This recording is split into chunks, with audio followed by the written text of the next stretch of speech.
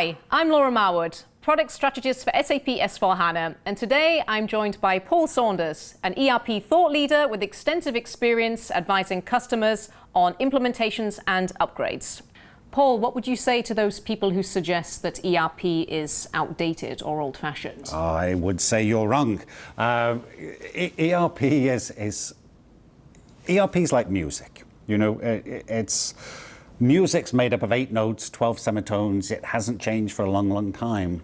But the music in the Baroque period and the music in, the 1950s and the music in 1970s punk was very, very different. It represented the audience of the day. ERP's, I'd like to think, exactly the same. What we tried to do with ERP in 1972 when SAP first started was around standardization, variability reduction, operational efficiency, and so on. And those things are still really important. Mm-hmm.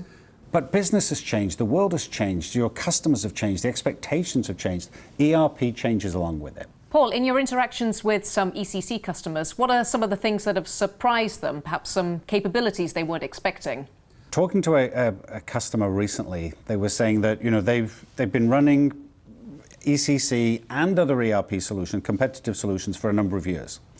And the product, quote unquote, works. They get product out the door at the end of the day, but it's hard for them to adopt anything net new. In fact, they said that they hadn't done an upgrade in 11 years. And they've moved to SAP S4HANA. And by doing so, what they can do is they can adopt what's called a clean core. So think of it as saying, there's a lot of what you do as a business that you just have to do to be in business. It doesn't differentiate you. Customers don't buy your product or service because of that. Think of tax and treasury and, accounts payable and things like that. You need to do them and you need to do them well, but they don't differentiate you.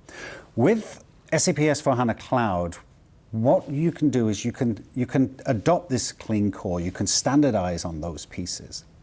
And then that frees you up to focus on what differentiates you. And that would vary by customer and by industry and so on. This company that I was mentioning, they went from not doing an upgrade in 10 or 11 years to doing an upgrade in 17 minutes. And, when you think about that, you're like, well, that's, having a fast upgrade, that sounds exciting to an IT person.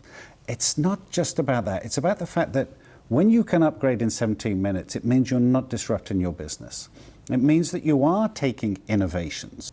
That, I think, is the biggest argument for moving from ECC to S4HANA, or for any solution to S4HANA, is being able to drive innovative value that then differentiates you to your customers.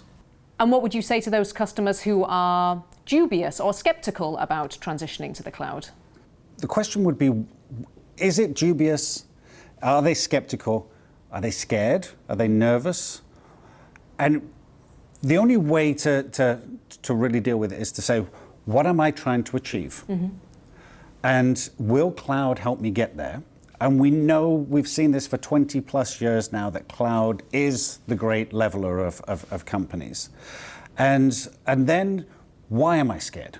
Is it because I don't really want to change? Because I'm a little worried about change and cloud seems to be changed? Do I feel that we know that the security challenges of cloud have long been dispelled? I mean, cloud companies like SAP, we run security very, very well.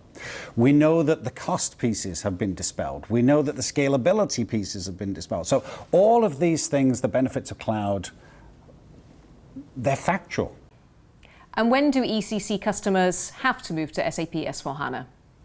So SAP isn't dictating that anybody has to do anything. Mm-hmm. That's one of the big differentiators, I think, between SAP and our competitors.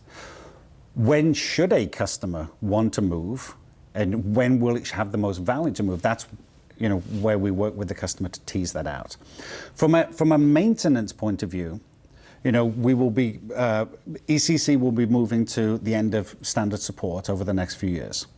Now, a customer can still go with extended support if they want to, but it really comes down to thinking about, is my business today not going to change? Mm. And I can't think of a single company or in a single industry that you can say that that's going to be true. So you should never dictate your business strategy based on what a vendor is doing. You should dictate your business strategy on what the market is doing, what your customers are doing, and what you as a company are doing. And when you talk to ECC customers, what are some of their concerns around transitioning to the cloud? Any transformation or any transition for a company involves people, process, and technology. Mm-hmm. So the technology piece with cloud, I think, used to be a bit of a concern. People say, "Oh, is cloud good? Is it secure?" and so on. I think we now know the cloud's it works fine. Then you've got the process piece. The process piece and the people piece are normally tied in quite closely together, because the process piece says, this is how we do something. And it might be, this is how we do something, but that might not necessarily be the best way for us to do it.